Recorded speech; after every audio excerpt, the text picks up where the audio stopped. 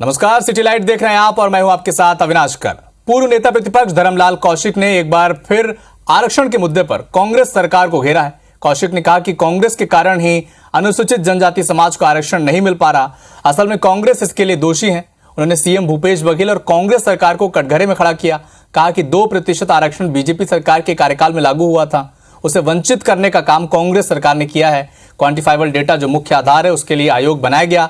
आयोग ने डेटा प्रस्तुत किया, लेकिन सरकार क्वांटिफाइबल डेटा प्रस्तुत क्यों नहीं कर पा रही है। इस मुद्दे पर मंत्री कवासी लखमा ने कहा कि बीजेपी की वजह से आरक्षण का बिल राज्यपाल के पास अटका हुआ है। आज हमारे अनुसूचित जनजाति समाज को आरक्षण नहीं मिल रहा है और इसके लिए दोषी है तो कांग्रेस है। और आज आरक्षण किसी भी वर्ग को यदि वंचित है तो इसका दोषी है तो भूपेश बघेल है और कांग्रेस की सरकार है। छत्तीसगढ़ में मतदाता हो, किसान हो, सबसे पहले आदिवासी, उसके बाद पिछड़ा वर्ग, उसके बाद अनुसूचित जाति। इनको अगर उपेक्षा करेगा, उनको यहाँ का जनता माफ नहीं करेगा और राज्यपाल से रोकने का काम कर रहे हैं और इस बात तो विधानसभा में उठेगा। छत्तीसगढ़ बीजेपी अपने रूठे हुए और पुराने कार्यकर्ताओं को मनाने में जुटी है। इसके लिए 6 अप्रैल को अपने स्थापना दिवस पर अपने पुराने कार्यकर्ताओं का सम्मान करने का फैसला लिया गया। इसके अलावा भारतीय जनता पार्टी प्रदेश संगठन ने सभी वरिष्ठ नेताओं को रूठे हुए कार्यकर्ताओं को भी मनाने की जिम्मेदारी सौंपी है। बीजेपी के पूर्व विधायक श्रीचंद सुंदरानी ने बताया कि 6 अप्रैल स्थापना दिवस पर एकात्म परिसर में भव्य आयोजन किया जाएगा, जिसमें प्रदेश अध्यक्ष अरुण साह और रायपुर जिले के करीब 100 से अधिक पुराने कार्यकर्ताओं का सम्मान करेंगे। इस पर तंज कसा कांग्रेस के वरिष्ठ विधायक सत्यनारायण शर्मा ने कहा, बीजेपी के कार्यकर्ता काफी नाराज और हताश हैं। बीजेपी चुनाव से पहले अपने पुराने और रूठे कार्यकर्ताओं को याद कर रही है, लेकिन इससे कोई फर्क नहीं पड़ने वाला। भारतीय जनता पार्टी स्थापना दिवस पर अपने वरिष्ठ कार्यकर्ताओं का सम्मान करती है, जिन्होंने इस पार्टी को सींचा है, जिन्होंने इस पार्टी को ऊंचा उठाया है। रहा सवाल कुछ कार्यकर्ता अगर नाराज हैं, निष्क्रिय हैं या कुछ भी हैं, अगर हमारे घर का कोई सदस्य रूठ जाता है तो हम मनाएंगे नहीं क्या? उनको मनाएंगे, कोई हमें बोलने में संकोच नहीं। भारतीय जनता पार्टी जब चुनाव आए तो कार्यकर्ता याद आए, उनके कार्यकर्ताओं को सम्मान कर रूठों को बना रहे हैं। ये लोग पहले भी भुगत चुके हैं 14 के 14 संख्या में। इसी कारण तो 14 की 14 से 15 नहीं हुए। सरगुजा बीजेपी संभाग प्रभारी संजय श्रीवास्तव 3 दिवसीय सरगुजा दौरे पर हैं। अंबिकापुर में संजय श्रीवास्तव ने कहा कि विधानसभा चुनाव के मद्देनजर बीजेपी ने कमर कस ली है। बीजेपी बूथ स्तर पर तैयारी कर संभाग के सभी 14 विधानसभाओं में कांग्रेसी विधायकों के खिलाफ मोर्चा खोलेगी। संगठन की मजबूती और बूथों की मजबूती के लिए राष्ट्रीय स्तर पर बूथ सशक्तिकरण का आयोजन किया जा रहा है। इस चुनावी वर्ष के अंदर में हम संगठन की मजबूती के लिए, बूथों की मजबूती के लिए एक विशेष कार्यक्रम राष्ट्रीय स्तर पर हो रहा है, बूथ सशक्तिकरण। अर्थात छत्तीसगढ़ के 90 विधानसभाओं का प्रत्येक बूथ पर हमारी टीम मजबूती के साथ में उसका निर्माण। संभाग के जो 14 विधायक हैं कांग्रेस के, इनकी प्रति जो आक्रोश है आम जनता के बीच में, विभिन्न मुद्दों को लेकर जो इन्होंने वादा किया था जन घोषणा पत्र के माध्यम से ही अपने विधानसभा क्षेत्र में, इसके लिए भी कार्यक्रम की रूपरेखा हमने बनाई है।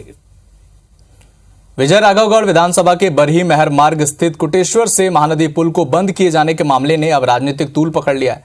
मेयर के विधायक नारायण त्रिपाठी ने बरही में बैठक कर आंदोलन और पदयात्रा की चेतावनी दी। विधायक ने कहा कि पुल को शुरू कराने के लिए वो बरही नगर के लोगों के साथ बरही नगर तक पैदल मार्च निकालेंगे। बात कर सकते हो, मुझे जो लाभ लेने के लिए तो पहाड़ क्षेत्र के तमाम गांव के लोग, धंधा व्यापार सब कुछ बरही में होता था। ये पुल बंद होने के कारण लोग परेशान है। लोगों का दबाव मेरे ऊपर भी है कि पुल बंद क्यों है, हमें परेशानी जा रही है और एक आंदोलन की शुरुआत करने के लिए आया हूँ कि हमें ये लड़ाई स्वयं में लड़ना पड़ेगा। कहीं ये ब्रिज व्यावसायिक गतिविधियों से लाभ लेने के लिए तो बंद नहीं किया गया। एमपी में 2023 विधानसभा चुनाव की तैयारियां जोरों पर हैं। कांग्रेस और बीजेपी दोनों ही पूरी तरह से प्रदेश की मुखिया की गद्दी पाने की कोशिश में जुटी हुई हैं। इसी कड़ी में मंगलवार को पूर्व मुख्यमंत्री कमलनाथ 1 दिवसीय प्रवास पर इंदौर आए, जहां वे शहर के समस्त पत्रकारों से रूबरू हुए। आगामी चुनाव को लेकर कांग्रेस की रणनीति पर चर्चा की और हमारी संवाददाता निहारिका शर्मा से खास बातचीत। सर, चुनाव आने वाले आगामी 6 महीनों में क्या कुछ तैयारियां की जा रही है? सब तैयारियां करी जा रही है। हम संगठन की तैयारी कर रही है, इसकी तैयारी कर रहे हैं। संगठन की बूथ लेवल पर गांव लेवल पर हमारी तैयारी चल रही है। सर अगर हम बात करें तो आप लोग किस टाइप का फॉर्मूला आजमाने की कोशिश कर रहे हैं, क्योंकि जो भाजपा है वो जो है वो गुजरात का छोड़ के जो है वो कर्नाटक फॉर्मूला की तरफ बढ़ रहे, तो आपकी कोई फॉर्मूला की तरफ, हमारा फॉर्मूला है स्थानीय लोगों से चर्चा करके हम तय करेंगे। आगे हमें क्या कुछ खास इसमें देखने को मिलेगा जब जो है कांग्रेस वो पूरी तरह से जो है वो निकलेगी लोगों के बीच में, तो हमें कैसा कुछ खास देखने को मिलेगा? देखने को लगेगा कि कांग्रेस की क्या उपलब्धियां थी कांग्रेस के कार्यकाल में और बीजेपी का क्या 18 साल कार्यकाल में उन्होंने किया। बिल्कुल, ये कमलनाथ जी ने हमें बताया कि किस तरह से जो कांग्रेस की है वो आगे की जो प्रक्रिया रहेगी चुनावों को लेकर वो हमें देखने को मिलेगी। कैमरा पर्सन संतोष जटपन के साथ मैं निहारिका शर्मा, IBC 24 इंदौर। राहुल गांधी की सांसद सदस्यता रद्द करने के विरोध में मंगलवार को जबलपुर में कांग्रेस ने जल सत्याग्रह किया। एमपी कांग्रेस कमेटी के प्रकोष्ठ बाल कांग्रेस के प्रदेश अध्यक्ष लक्ष्य गुप्ता ने नर्मदा नदी में उतरकर प्रदर्शन किया। गौरी घाट में युवाओं के साथ नर्मदा नदी में उतरे बाल कांग्रेस के कार्यकर्ताओं ने केंद्र सरकार का विरोध भी किया। कांग्रेस नेताओं का कहना है कि केंद्र सरकार राहुल गांधी के सवालों के जवाब देने की बजाय उनकी आवाज दबा रही है। आज जो ये सत्याग्रह बाल कांग्रेस की तरफ से किया जा रहा है, जल सत्याग्रह, हमारी मांगे ये है कि जिस प्रकार राहुल गांधी जी को अलोकतांत्रिक तरीके से सदन से डिस्क्वालीफाई किया गया है वो डिसीजन वापस हो। उसके साथ साथ आज हम युवाओं पर जो महंगाई का पत्थर डाल दिया गया है, बेरोजगारी का पत्थर डाला है और गिरती शिक्षा का स्तर और बढ़ती शिक्षा की कीमत, ये सब मांगों को लेकर आज बाल कांग्रेस जबलपुर ने जल सत्याग्रह किया है। बिल्हा विधायक और पूर्व नेता प्रतिपक्ष धर्मलाल कौशिक ने क्षेत्रवासियों के साथ बाइक रैली निकालकर कलेक्टर से मुलाकात की। इस दौरान उन्होंने क्षेत्र में बुनियादी समस्याओं के साथ बिल्हा में नगपुरा से ढड़हा पहुंच मार्ग के वर्षों बाद भी निर्माण न होने पाने को लेकर चर्चा की। यहां सड़क न होने के चलते मेडिकल इमरजेंसी, स्कूल समेत सामान्य आवागमन के लिए लोगों को खासी परेशानी का सामना करना पड़ता है। बारिश की स्थिति में और स्थिति खराब हो जाती है। पूर्व नेता प्रतिपक्ष ने बारिश से पहले सड़क निर्माण की मांग कलेक्टर से की। जनप्रतिनिधि, सभी गांव वाले और हमारे प्रमुख लोग सभी उपस्थित हुए हैं। सड़क पहली बार बहुत पहले बनी हुई थी, अपन बजट में जुड़वा दिए थे, लेकिन उसकी प्रशासकीय स्वीकृति नहीं मिली सरकार के द्वारा। आज वो सड़क लगभग चलने लायक नहीं है। कलेक्टर साहब ने आश्वस्त किया है कि उसको टेंडर लगा करके बरसात के पहले चलने लायक उस सड़क को बनवा देंगे। ओबीसी महासभा कोर कमेटी के मेंबर धर्मेंद्र कुशवाहा ने अपने वकील वरुण ठाकुर के जरिए बीजेपी के राष्ट्रीय अध्यक्ष जेपी नड्डा को लीगल नोटिस भेजा है। नोटिस में कहा है कि नड्डा 24 मार्च को किए गए ट्वीट पर 7 दिनों में सफाई दें, नहीं तो याचिकाकर्ता कोर्ट का दरवाजा खटखटाएंगे। इस ओबीसी महासभा का कहना है कि चुनावी लिहाज से बीजेपी ओबीसी को उपयोग कर रही।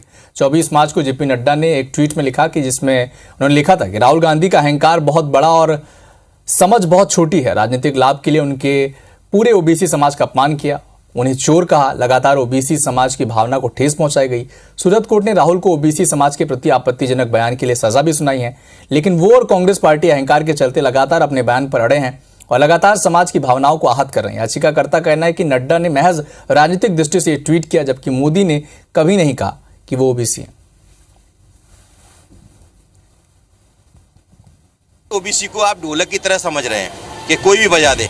ये अपमान, आपने अपमान किया ओबीसी का और इसके खिलाफ हम लोग आज लीगल नोटिस दिया है। ओबीसी वर्ग का जो अपमान किया वो पूर्ण रूप से अगर माफी नहीं मांगते तो हम न्यायालय में जाकर सिविल सूट फाइल करें। एमपी में राज्य सरकार के रिटायर्ड 4.5 लाख पेंशनर्स को सरकार के कर्मचारियों के बराबर महंगाई भत्ते का इंतजार है। प्रदेश में जहां सरकारी कर्मचारियों को 38% महंगाई भत्ता मिल रहा है, वहीं पेंशनर्स को 33% डीए मिल रहा है। एमपी सरकार पेंशनर्स को कर्मचारियों के बराबर डीए न मिलने के पीछे की वजह छत्तीसगढ़ सरकार की ओर से इससे इजाजत नहीं मिलने को बता रही है। मध्य प्रदेश के 4.5 लाख पेंशनर्स को महंगाई राहत का इंतजार है। प्रदेश में जहां सरकारी कर्मचारियों को 38% महंगाई भत्ता मिल रहा है, तो वहीं पेंशनर्स को 33% महंगाई राहत ही मिल पा रही है। दोनों को मिल रही महंगाई राहत के बीच 5% का अंतर है। इसको लेकर मध्य प्रदेश के पूर्व मंत्री उमाशंकर गुप्ता का कहना है कि इसे लेकर छत्तीसगढ़ सरकार को पत्र लिखा है, लेकिन अभी तक उसका जवाब नहीं आया। पेंशनर्स को पेंशन मिल सके टाइम पर, इसकी चिंता दोनों सरकारों ने करना चाहिए और कैसे ये शर्त एक दूसरे की जो है वो खत्म हो जाए, उसका कोई ना कोई रास्ता निकालना चाहिए। इधर पेंशनर्स का कहना है कि हर बार छत्तीसगढ़ सरकार की इजाजत का बहाना बनाकर सरकार उनकी पेंशन नहीं बढ़ाती है। हमारा माननीय मुख्यमंत्री जी यही अपील है कि पूरे प्रदेश के पेंशनरों को महंगाई राहत वो है निश्चित तिथि, केंद्र की तिथि से मिले और ये धारा 49(6) का जो मामला है इसको समाप्त करें। पेंशनर्स को महंगाई राहत में वृद्धि के लिए राज्य पुनर्गठन अधिनियम के अनुसार मध्य प्रदेश और छत्तीसगढ़ के बीच सहमति होना अनिवार्य है। इसी संवैधानिक बाध्यता के कारण छत्तीसगढ़ सरकार से अनुमति लिए बिना पेंशनर्स के महंगाई भत्ते में इजाफा नहीं कर सकती। मध्य प्रदेश शासन के वित्त विभाग की ओर से प्रदेश के 4,50,000 पेंशनर्स के महंगाई भत्ते में 1 अक्टूबर 2022 को 5% की बढ़ोतरी हुई थी। वर्तमान में 6वां वेतनमान का लाभ पा रहे पेंशनधारियों को 201% और 7वें वेतनमान का फायदा ले रहे पेंशनधारियों को 33% महंगाई राहत मिल रही है। कांग्रेस ने पेंशनर्स की मांग को जायज ठहराया है। प्रदर्शन करके उनको पेंशन की मांग करनी पड़े, भूख हड़ताल करें, ये किसी भी सरकार को शोभा नहीं देता है। और मैं समझता हूँ कि शिवराज सिंह चौहान जी जानबूझकर ऐसी स्थितियाँ बनाते हैं। महंगाई भत्ते को लेकर जहां पेंशनर्स आर पार के मूड में हैं, तो वहीं विपक्ष भी इसका फायदा लेने की कोशिश में जुट गया है। अब देखना यह है कि आखिर कब पेंशनर्स की मांग पूरी होगी और बढ़े हुए महंगाई भत्ते का लाभ मिलेगा। विवेक पटैया, IBC 24, भोपाल। लंबे इंतजार के बाद रेल यात्रियों को रायपुर रेलवे स्टेशन पर रैंप वाले फुट ओवरब्रिज की सौगात मिलने जा रही है। देश के सभी बड़े स्टेशनों में यह सुविधा पहले से है, लेकिन रायपुर में नहीं थी। कई बार रेलवे के आला अधिकारी निरीक्षण करने आए, लेकिन हमेशा ये कहा गया कि रायपुर स्टेशन में प्लेटफॉर्म पर रैंप के लिए स्थान ही नहीं। आखिरकार जब IBC 24 ने इस मामले पर प्रमुखता से खबर दिखाई, तब जाकर रेलवे बोर्ड से रायपुर स्टेशन पर रैंप का रास्ता साफ हुआ और अब उसका निर्माण अंतिम दौर में है। रायपुर स्टेशन का नया foot over bridge with ramp और प्लेटफॉर्म नंबर 7, ये वर्क काफ़ी तेज़ी से अपनी प्रगति पर है और अभी कंप्लीशन की कगार पर है। इसका बहुत ही जल्द लोकार्पण भी कर लिया जाएगा। जैसे प्लेटफॉर्म नंबर 7 में गुड़ियारी के साइड से लोग जो स्टेशन में प्रवेश करना चाहते हैं, वो वहाँ से सीधा प्लेटफॉर्म नंबर 7 पे एंटर कर पाएंगे। स्टेशन के अंदर सीधा आ सकते हैं, ये उनको डायरेक्ट एक एंट्री मिल जाएगी उस साइड से भी। डिसेबिलिटी है तो उन लोगों को अच्छा फ़ायदा होने वाला है, बूढ़े लोगों का अच्छा ही है। और फिर जगह क्योंकि ट्रेन को जो है पकड़ना, सीढ़ी चढ़ के उतरना है, भाग के आ सकते हैं हम लोग, कम से कम भाग के आ सकते हैं, भाग के जा सकते हैं। सीढ़ी उतरने में टाइम लगता है, भीड़ रहता है, इसमें भीड़ ज़्यादा जाम नहीं होगा, ये क्लियर होगा जल्दी से। जो ट्रॉली बैग को उठाना पड़ता है सीढ़ी पे, इसमें ट्रॉली बैग लेकर अपन भाग सकते हैं कम से कम। छत्तीसगढ़ के बीजेपी विधायकों की 5 अप्रैल को प्रधानमंत्री नरेंद्र मोदी से मुलाकात टल गई है। प्रधानमंत्री नरेंद्र मोदी उस दिन और कई कार्यक्रमों में व्यस्त होंगे। इसके चलते भारतीय जनता पार्टी के विधायकों के साथ मुलाकात कार्यक्रम स्थगित कर दिया गया है। पीएम से मुलाकात रद्द होने के बाद पूर्व मुख्यमंत्री रमन सिंह ने रजनीश सिंह और विधायक रजनीश सिंह ने अपना दिल्ली जाना कैंसिल कर दिया। दिल्ली दौरा कैंसिल नहीं हुआ है अभी तो, और दूसरे मंत्रियों से, माननीय मंत्रीगण से अपॉइंटमेंट था, उसके लिए मिलने कुछ लोग जा रहे हैं। जैसे मेरा खुद का अपॉइंटमेंट है और 2 विधायक हैं, माननीय नेता प्रतिपक्ष भी जा रहे हैं। और प्रधानमंत्री जी से मिलते तो छत्तीसगढ़ के विकास के लिए पैसा मांगना, संसाधन मांगना और छत्तीसगढ़ की जो मूल समस्या है उसमें हस्तक्षेप करना और छत्तीसगढ़ यात्रा के लिए आमंत्रण देना। दिल्ली बार बार जा रहे हैं, प्राइम मिनिस्टर टाइम नहीं दे रहे हैं, उसके बाद भी जा रहे हैं, डटे हैं, अपना अपना जुगाड़ फिट करने में लगे हैं। सांसद लोग विधायक की टिकट मांग रहे हैं, तो भारतीय जनता पार्टी में क्या हो रहा है इसके लिए तो ईश्वर ही जानता है। लेकिन मैं कहना चाहता हूँ, ईश्वर उनको सद्बुद्धि दे। छत्तीसगढ़ में सेकंड हैंड गाड़ी खरीदने की चाहत रखने वालों के लिए राहत की खबर है। सेकंड हैंड गाड़ी बेचने वाले अब चाहकर भी चोरी या फिर सीजिंग की गाड़ी नहीं बेच पाएंगे। छत्तीसगढ़ परिवहन विभाग ने मोटर व्हीकल एक्ट में परिवर्तन किया है। इस नियम के तहत सेकंड हैंड गाड़ी बेचने वालों को अब परिवहन विभाग से डीलरशिप लेनी पड़ेगी। विभाग डीलर्स को ट्रेड लाइसेंस जारी करेगा। ट्रेड लाइसेंस के बाद ही डीलर गाड़ी की खरीदी और बिक्री कर सकेंगे।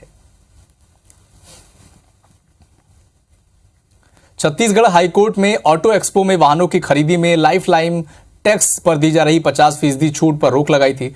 इस मामले में हाईकोर्ट में 4 अप्रैल मंगलवार को कोर्ट में सुनवाई हुई। सुनवाई पूरी नहीं होने पर कोर्ट ने 5 अप्रैल को सुनवाई के लिए आगे बढ़ा दिया गया। बता दें कि रायपुर में आयोजित ऑटो एक्सपो में वाहनों की खरीदी पर मिल रही छूट पर बिलासपुर हाईकोर्ट ने रोक लगा दी है।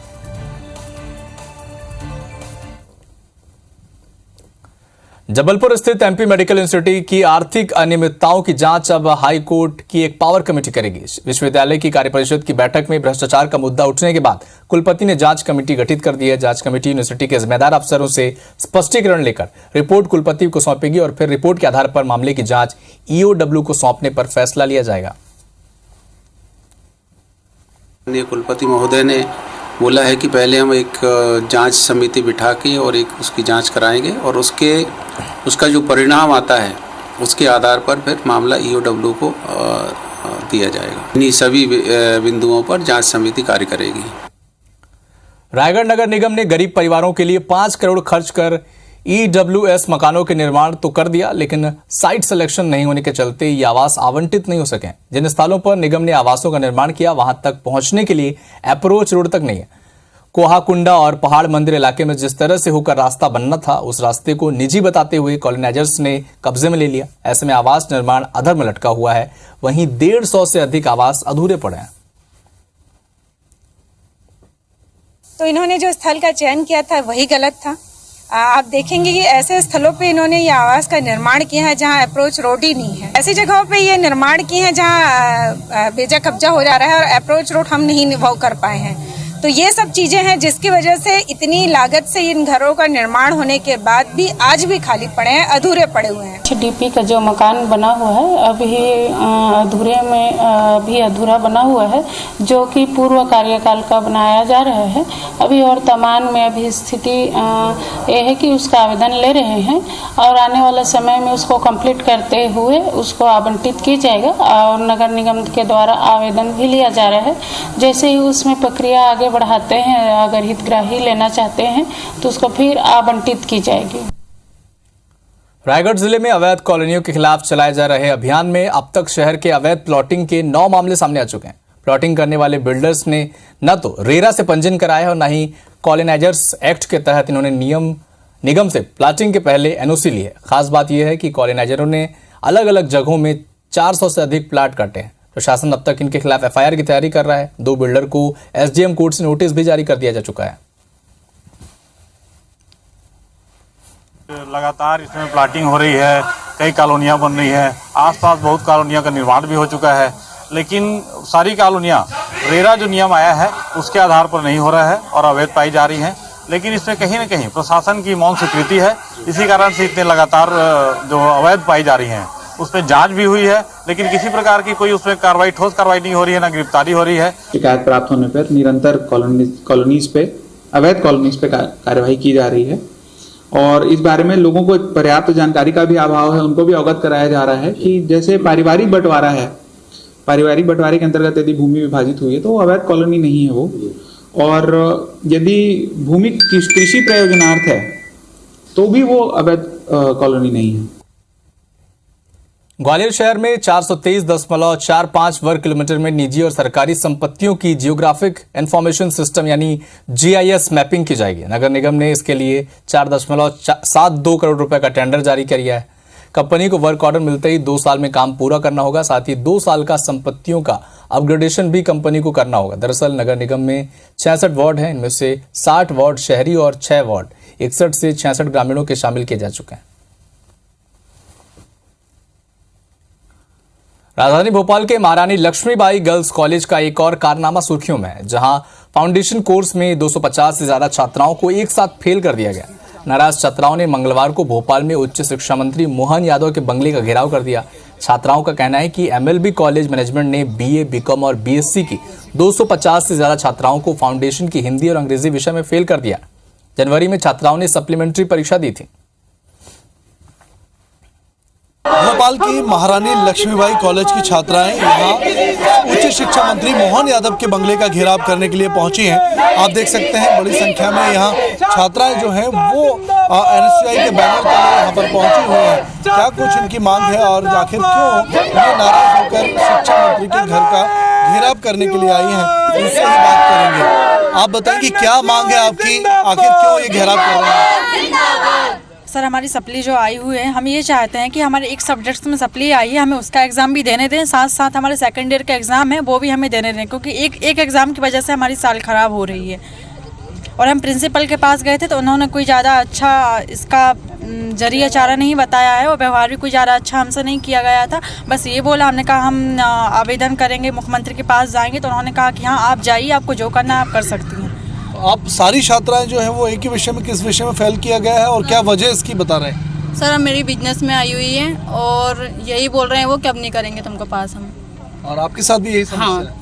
FC सब्जेक्ट है उसमें पास करने की मना कर रहे हैं। सारी छात्राएं फाउंडेशन में फाइल की गई हैं। तो आप देख सकते हैं कि सारी जो छात्राएं हैं MLV की, ये अलग अलग क्लास की, अलग अलग बैचेस की छात्राएं हैं, BA BSc BCom की छात्राएं हैं, जिन्हें फाउंडेशन कोर्स में फेल किया गया है। और यही वजह है कि नाराज़गी जताकर ये उच्च शिक्षा मंत्री मोहन यादव के घर पर पहुंची हैं और मोहन यादव के बंगले का घेराव किया गया है। कैमरा पर्सन अभिषेक सिंह के साथ ब्रजेश जैन, IBC 24 भोपाल। ग्वालियर चंबल अंचल में गर्मी की शुरुआत होते ही डॉग बाइट के मामलों में तेजी से इजाफा हो रहा है। हालत यह है कि जिले में रोज करीब 12 से अधिक लोग कुत्तों के काटने के शिकार हो रहे हैं। लगातार डॉग बाइट के मरीज मिलने के चलते अस्पतालों में रेबीज के इंजेक्शंस की कमी आने लगी है। आंकड़ों के मुताबिक मार्च महीने में ही 2000 से अधिक लोग रेबीज के इंजेक्शन लगवाने के लिए आ चुके हैं, जो चिंता का विषय है। नगर निगम को भी खास करके कहना चाहूँगा कि इसमें गंभीरता से इसको लें और जल्दी पब्लिक प्राइवेट पार्टनरशिप के आधार पर इन कुत्तों की नसबंदी करने का कार्यक्रम हाथ में ले। लगभग 2000 डॉग्स का अपन ABC कार्यक्रम कर चुके हैं। एक साल में 10,000 डॉग्स का आपको ABC कार्यक्रम करना है। कुत्ते ने किसी व्यक्ति को काट लिया है तो उसकी वैक्सीन लग जाए टाइम से। रायपुर की अनिका जैन नाम का एशिया बुक ऑफ रिकॉर्ड्स में दर्ज हुआ है।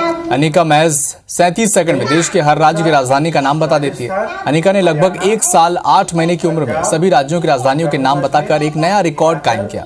अनिका का नाम पहले से ही इंडिया बुक्स ऑफ रिकॉर्ड्स 2024 में दर्ज हो गया और अब एशिया बुक ऑफ रिकॉर्ड्स में भी अनिका का नाम दर्ज हो चुका है। अनिका को भारत के हर राज्य का नाम और राज्य की राजधानी मुंह जुबानी याद है। अनिका के माता पिता दोनों ही चार्टर्ड अकाउंटेंट हैं। बेटी की इस उपलब्धि पर माता पिता को गर्व है। छत्तीसगढ़, महाराष्ट्र, मध्य प्रदेश, गुजरात, राजस्थान, हरियाणा, पंजाब, जम्मू कश्मीर, हिमाचल, उत्तराखंड, UP, बिहार, झारखंड, उड़ीसा, आंध्रा, तेलंगाना, केरला, गोवा। इंदौर के मधु मिलन चौराहे पर मंगलवार देर शाम बजरंग दल के कार्यकर्ताओं ने चक्का जाम कर प्रदर्शन किया। दरअसल इंदौर के पटेल नगर स्थित बिलेश्वर महादेव मंदिर के बावड़ी हादसे में 36 लोगों की मौत हो गई थी। निगम प्रशासन ने कार्रवाई करते हुए बावड़ी के पास बने अवैध निर्माण को ध्वस्त कर दिया। इसके विरोध में बजरंग दल के कार्यकर्ताओं ने प्रदर्शन किया। निगम प्रशासन को 24 घंटे का अल्टीमेटम भी दिया कि जिस जगह मंदिर था वहां दोबारा मंदिर बनाने का आश्वासन दिया जाए और शिवलिंग रखा जाए। मांग ये भी है कि शहर में दूसरे धर्मों के धार्मिक स्थल जो बीच रोड अतिक्रमण कर बने हैं उन्हें भी हटाया जाए। 24 घंटे का अल्टीमेटम खत्म होने पर बजरंग दल के कार्यकर्ताओं ने मधु मिलन चौराहे पर चक्का जाम करते हुए प्रदर्शन किया। पलासिया से चालू किया तो पलासिया की दरगाह हटाओ, हाई कोर्ट के सामने की मस्जिद पीछे करो, उसके बाद बड़े गणपति तक जाओ। लेकिन बड़े गणपति का मंदिर, मल्हारगंज का मंदिर, गोराकुंड का मंदिर, राजवाड़े के आगे सब मंदिरों को तोड़ दिया गया। भ्रष्टाचार में डूबे प्रशासनिक अधिकारी हिंदुओं को दबा रहे, हिंदू मंदिरों पर अवैध कार्रवाई कर रहे हैं। विश्व हिंदू परिषद उसका पुरजोर विरोध करता है और अब यह सहन नहीं करेगा। यही हमने अपने जो साथी यहाँ पे प्रदर्शन कर रहे थे उनको समझाइश दिए और उन्होंने हम लोगों की बातों से काफ़ी डिटेल चर्चा हुई हमारी और एडिशनल SP रघुवंशी साहब की। तो उन्होंने अभी अपना जो प्रदर्शन था उसको डिस्पर्स कर दिया है और बावड़ी की जो कार्रवाइयाँ हो रही हैं वो कार्रवाइयाँ निरंतर चल रही हैं। जैन तीर्थकर भगवान महावीर स्वामी की जयंती रायपुर में बड़ी धूमधाम से मनाई गई। भगवान के जन्म कल्याणक के अवसर पर सकल जैन समाज की ओर से भव्य शोभा यात्रा निकाली गई, जो मालवीय रोड जैन मंदिर से शुरू होकर शहर के अलग अलग रास्तों से होते हुए MG रोड स्थित दादाबाड़ी में खत्म हुई। दादाबाड़ी में जैन श्रद्धालुओं की ओर से भगवान महावीर की पूजा अर्चना की गई। साथ ही समाज की ओर से इस अवसर पर रक्तदान शिविर का आयोजन किया गया। साथ ही यहाँ मौजूद लोगों को पक्षियों के लिए दाना पानी रखने के लिए सभी को मिट्टी का सकुरा निःशुल्क पौधे वितरित किए गए।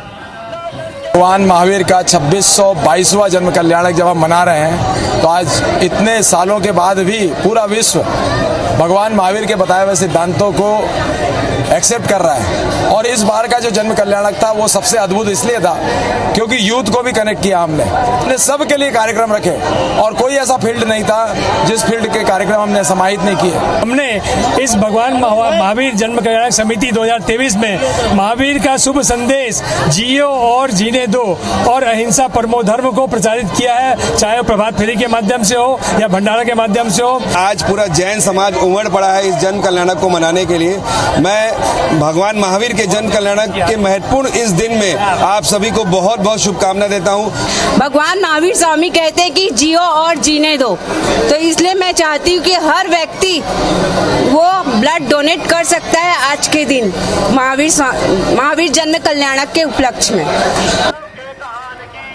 एमपी में मौसम विभाग ने बारिश का अलर्ट जारी किया है। मौसम विभाग के मुताबिक 4 अप्रैल को धार, इंदौर, रतलाम, उज्जैन समेत कई जिलों में बादल छाए रहेंगे। इसी तरह 5 अप्रैल को नर्मदापुरम, बैतूल, हरदा, खंडवा समेत कई जिलों में मौसम में बदलाव देखने को मिलेगा। मौसम विभाग ने राजधानी भोपाल में 4 से 7 अप्रैल तक हल्की बूंदाबांदी के आसार जताए हैं। मौसम वैज्ञानिकों की माने तो 10 अप्रैल तक मौसम का मिजाज बदला सा रहेगा।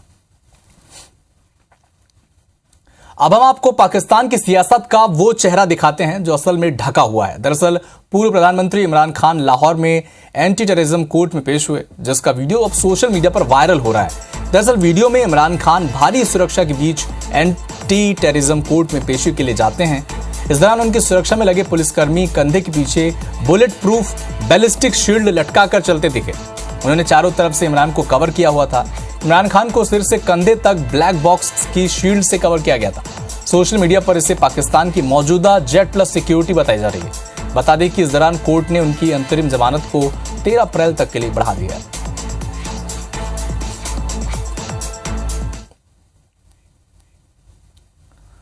तो फिलहाल इस बुलेटिन में इतना ही, लेकिन खबरों का सिलसिला जारी रहेगा IBC 24 पर। नमस्कार।